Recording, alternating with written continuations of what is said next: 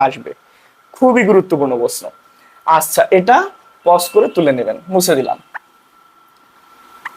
এখন একটু খেয়াল করেন, বলটি কত উচ্চতা উঠবে। এখন কিন্তু বলটা মারছে কে? অপর দিকে সাকিব এত বেগে খাড়া উপরের দিকে বলটা নিক্ষেপ করলো। এখন বলের ক্ষেত্রে একটু খেয়াল করো, বলের ক্ষেত্রে কি হবে? আহ, আদি বেগটা শূন্য হবে না। আদি বেগ শূন্য থাকলে বলটা উঠবে কিভাবে? বলটা উঠতেছে কত বেগে? 72 কিলোমিটার পার আওয়ার।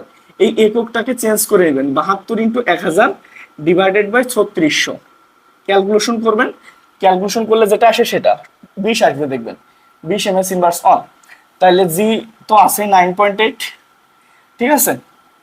আচ্ছা, সর্বোচ্চ উচ্চতায় ভেলোসিটিটা শূন্য, সর্বোচ্চ উচ্চতায় শেষ বেগটা কত? শূন্য। এই যে এটা আমি মানলাম, এটা আবার আমার কাছে ফিরে আসছে কেন? উঠতে উঠতে উঠতে উঠতে বেগটা কমতেছে, কমতে কমতে কমতে কমতে শূন্য হয়েছে, তারপরেই তো নিচে নামছে। শূন্য না হলে নিচে নামতো না। সো দ্যাটস ওয়াই ফাইনাল ভেলোসিটিটা কত আসবে? শূন্য আসবে। বুঝতে পারছি না বুঝিনি? ফাইনাল ভেলোসিটি শূন্য আসবে। তো উই নো, আমরা জানি v square equal to u square minus 2gh। কেন? এইচ ম্যাক্স, ম্যাক্সিমাম হাইট, কারণ অভিকর্ষের বিপরীতে, তাই হচ্ছে মাইনাস। আর এইটা এইচ ম্যাক্স দ্বারা আমি সর্বোচ্চ উচ্চতা ইন্ডিকেট করতেছি। সো এইচ ম্যাক্স দিলাম। ভি এর মানটা কত? ভি এর মানটা হচ্ছে শূন্য, যেহেতু নিক্ষিপ্ত বস্তুর শেষ ভেলোসিটিটা শূন্য হয়, মাথায় রাখতে হবে এটা। তাহলে u square minus 2gh max, h max সমান কত হবে? U square divided by 2g। তোমরা এটা ডিরেক্ট অ্যাপ্লাই করতে পারো সূত্রটা।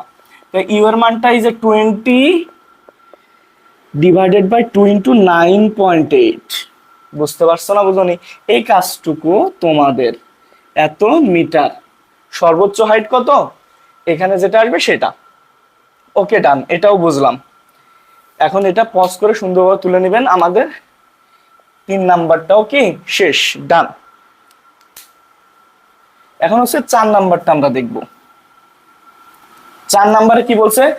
বলটি সর্বোচ্চ কত উচ্চতায় উঠবে। এটা তো বলটি সর্বোচ্চ উচ্চতা উঠতে কত সময় লাগবে। সর্বোচ্চ উচ্চতা উঠতে কত সময় লাগবে? সর্বোচ্চ উচ্চতায় বেগ শূন্য, তারপরে জি তো আমাদের 9.8 ms ইনভার্স টু আছেই। হ্যাঁ, আর কি সর্বোচ্চ উচ্চতা, আর কি আরেকটা মান আমাদের লাগবে। ইউ, ইউ কত? ইউ হচ্ছে 20, একটু আগে পাইছি। ওই যে 72 কিলোমিটার পার আওয়ার, ওইটাকে এমএস ইনভার্সে কনভার্ট করে এটা মিটার পার সেকেন্ডে কনভার্ট করলে এটা আসে। Okay fine. তাহলে এখন আমরা টি এর মানটা বের করতে পারি।